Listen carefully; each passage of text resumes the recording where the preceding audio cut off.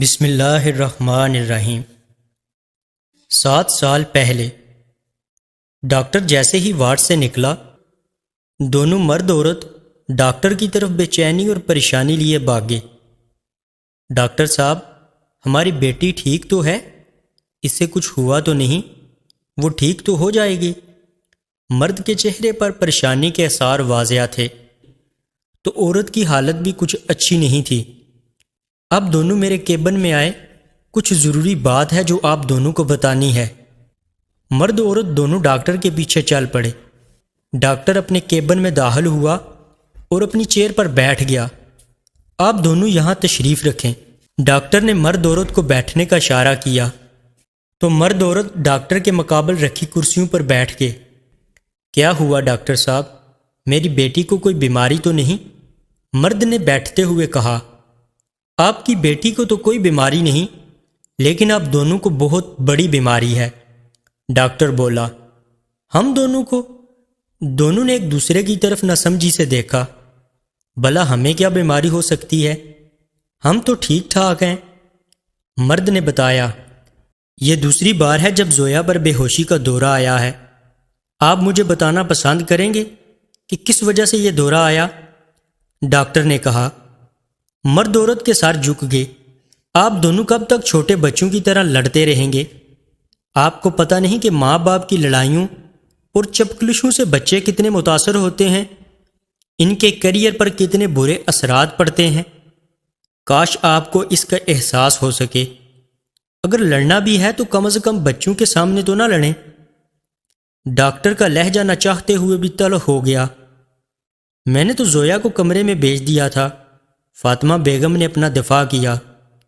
صرف کمرے میں بھیجنے سے مسئلہ حل نہیں ہوگا، آپ دونوں کو ایک کمپرومائز کرنا ہوگا۔ میں یہ دوائیاں لکھ رہا ہوں، وقت پر دینی ہے۔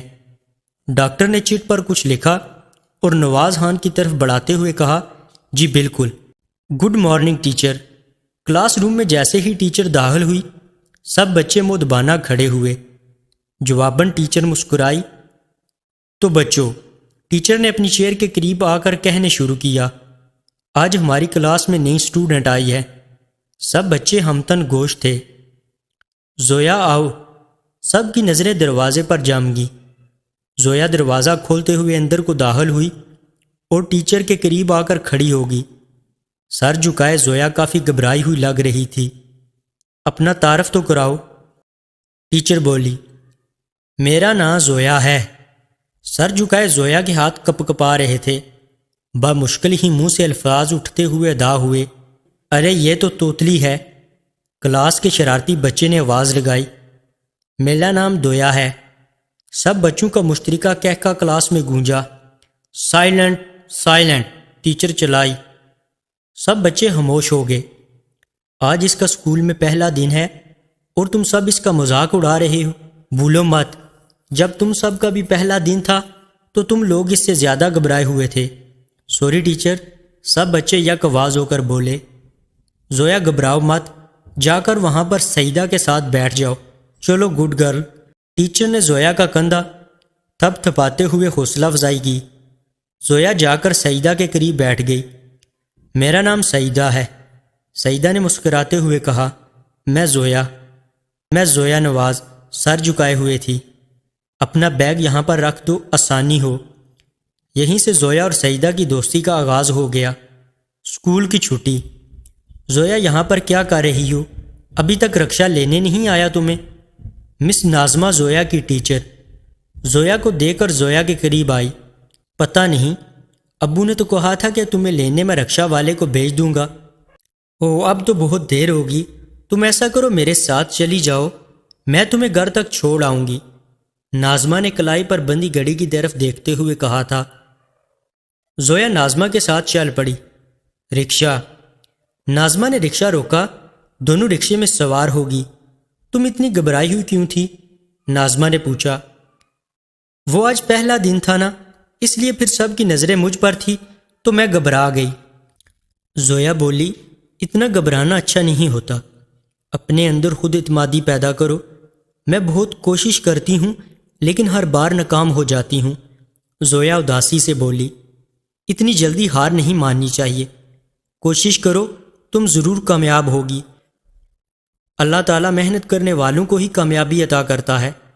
ناظمہ گویا ہوئی، میں ضرور کوشش کروں گی۔ زویا نے عزم سے کہا، اب سے گھبرانا مت۔ ناظمہ نے زویا کے سر پر ہاتھ پھیرتے ہوئے کہا، بس یہاں پر روک دیں، میرا گھر سامنے والی گلی میں ہی ہے۔ زویا نے کہا تو رکشہ رک گیا۔ اس گلی میں ہے تمہارا گھر؟ یہ تو میرے گھر کے قریب ہو تم۔ ناظمہ حیران ہوئی، اب میں چلتی ہوں ٹیچر۔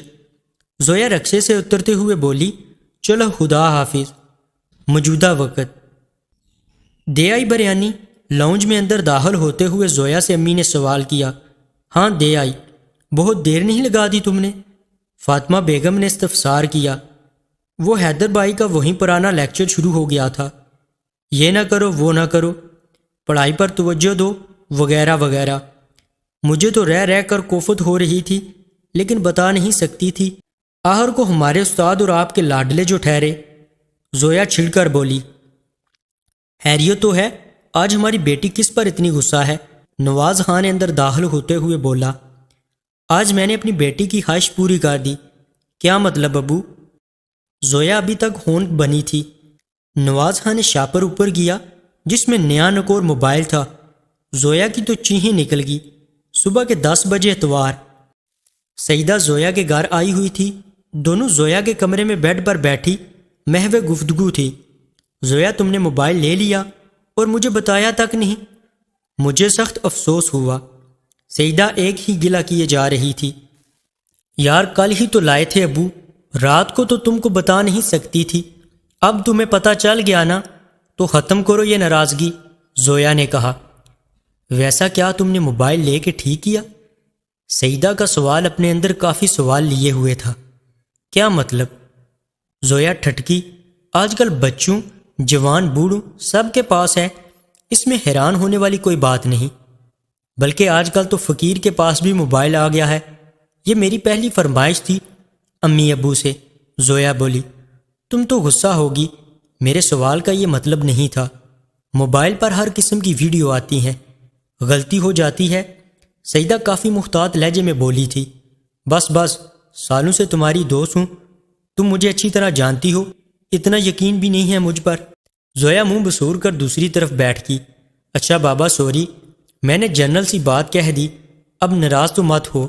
سیدہ زویا کو مناتے ہوئے بولی، مجھے تو ایسا لگ رہا ہے کہ تم میں بھی حیدر بھائی کی روح سما گئی ہے۔ توبہ توبہ، ایسا تو مت کہو، اگر ان کو پتہ چل گیا تو۔ سیدہ نے باقی کا جملہ ادھورا چھوڑ دیا۔ خبردار ان کو بتانا بھی مت۔ زویا دانت پیستے ہوئے بولی، 7 سال پہلے۔ زویا اور ناظمہ کی اب اچھی خاصی انڈرسٹینڈنگ ہو گئی تھی۔ زویا ناظمہ کے کافی قریب ہو گئی تھی۔ زویا ایک دن ناظمہ کو اپنے گھر لے گئی۔ وہاں پر فاطمہ بیگم سے ملاقات ہوگی۔ ناظمہ نے فاطمہ بیگم سے کہا، یہ زویا شروع سے ہی ایسی ہے یا اب ہو گئی ہے؟ کیا مطلب آپ کا؟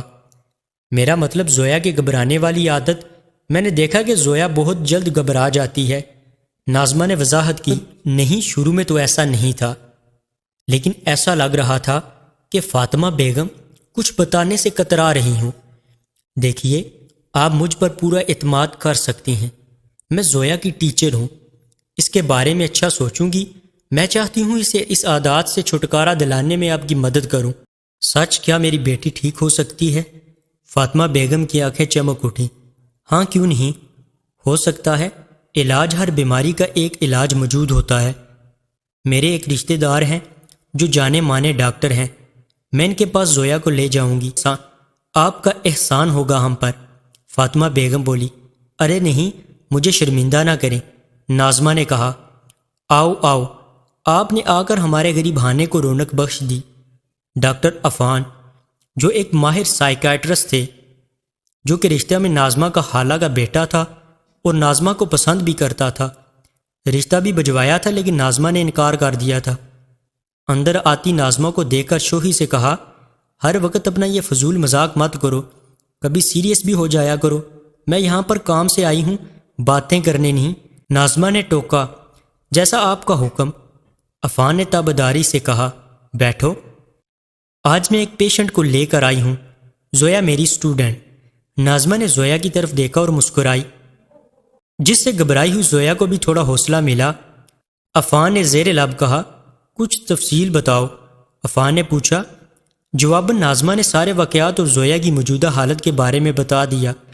سب سے پہلے میں تمہیں اس مرض، اس کے علاج کے بارے میں تفصیل سے بتاؤں گا تاکہ تم فیصلہ کر سکو کہ کس طریقے سے علاج کرنا ہے۔ بتاؤ تاکہ میری معلومات میں بھی تھوڑا اضافہ ہو۔ اوکے، پینک ڈس آرڈر، بے چینی اور گھبراہٹ ذہنی صحت کے حوالے سے ایک اہم مرض ہے۔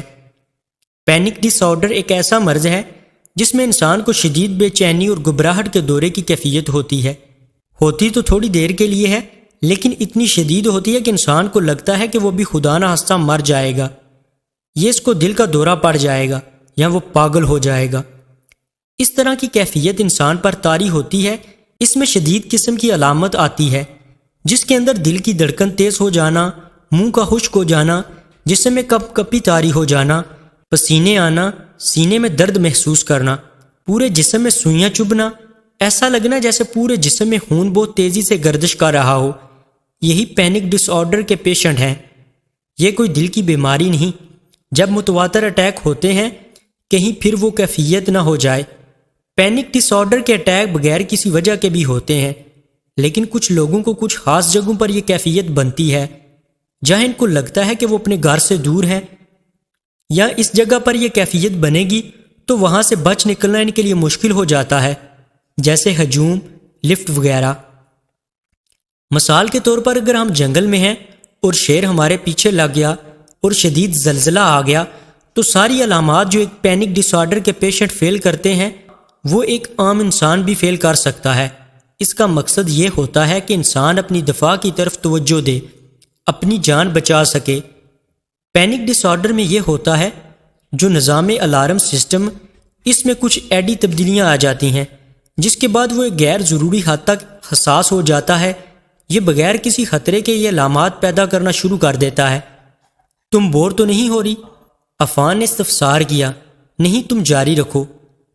اس کے دو علاج، پہلا دوائیوں سے اور دوسرا سائیکو تھراپی سے، بات چیت کے ذریعے۔ دوائیوں کے علاج کے پیچھے بیسک جو وجہ ہے وہ یہ ہے کہ جو الارم سسٹم ہے یہ کچھ کیمیکل کی بنیاد پر چل رہا ہے اور پینک ڈس آرڈر میں ان کا بیلنس خراب ہو جاتا ہے۔ دوائیاں اس بیلنس کو دوبارہ سے بحال کرتی ہیں۔ اس سے الارم سسٹم دوبارہ اپنے لیول پر آ جاتا ہے۔ ایک بار دوائیاں لینے کے بعد یہ خطرہ نہیں ہوتا کہ آپ اس کے عادی ہو جائیں گے یا اس طرح کا کوئی مسئلہ ہوگا۔ وہ کافی محفوظ قسم کی ادویات ہوتی ہیں جو اس کو کنٹرول کرتی ہیں۔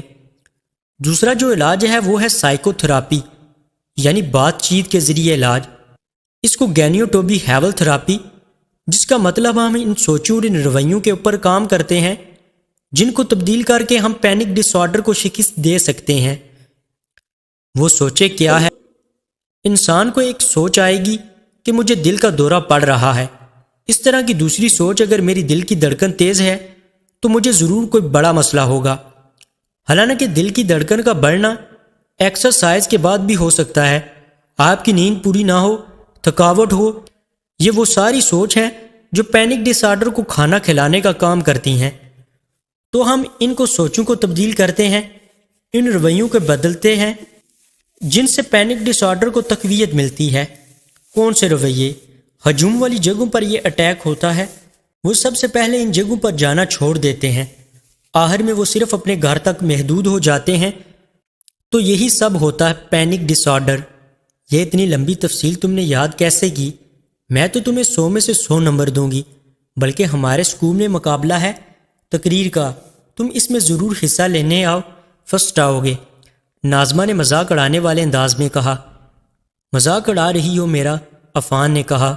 مذاق کر رہی ہوں، اب بتاؤ کیا سوچا ہے کہ اس بارے میں؟ ناظمہ نے سنجیدگی سے کہا تھا۔ میرے خیال سے دوائیوں والا علاج بہتر رہے گا، اس کے لیے ابھی چھوٹی ہے، میں یہ میڈیسن لکھ رہا ہوں، باہر سے منگوانے پڑیں گی، جب آ جائیں گی تو بھجوا دوں گا، شکریہ، اب میں چلتی ہوں۔ ناظمہ نے کہا۔ ارے اتنی جلدی؟ چائے تو پی کر جاؤ، کتنے گھنٹوں سے بٹھائے رکھا ہے اور اب چائے کا پوچھ رہے ہو؟ پھر آؤں گی۔ ناظمہ نے جملہ ادھورا چھوڑا۔ چلو ٹھیک ہے، اور ہاں زویا کے 3 سیشن ہوں گے تو باقاعدگی سے اسے لانا، دوائیوں کے ساتھ سیشن بھی ضروری ہے کیا میں زویا سے کچھ منٹ بات کر سکتا ہوں؟